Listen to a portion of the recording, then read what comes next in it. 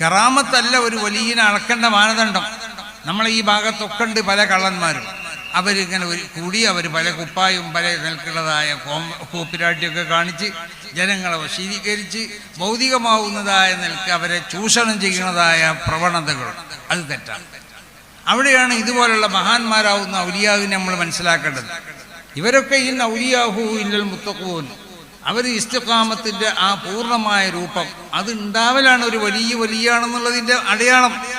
വലിയനെ അളക്കേണ്ടത് എങ്ങനെ? അവനുള്ള ഇസ്തിഖാമത്ത്, അവൻ ശരീഅത്തിൻ്റെ മഹാനാവുന്നതായ ഷെയ്ഖു ത്വായിഫത്ത് ജുനൈദുൽ ബഗ്ദാദി തങ്ങൾ പറഞ്ഞതുപോലെ ഒരാൾ സമുദ്രത്തിൽ കൂടി തോണിയോ കപ്പലൊന്നും ഇല്ലാതെ നടന്നു വെക്കുക, ആകാശത്തിൽ കൂടി അവൻ പറന്നു എന്ന് വെക്കുക, വഅഹ്യൽ മൗത മരിച്ചവരെ അവൻ ഹയാത്താക്കിന്ന് വെക്കുക.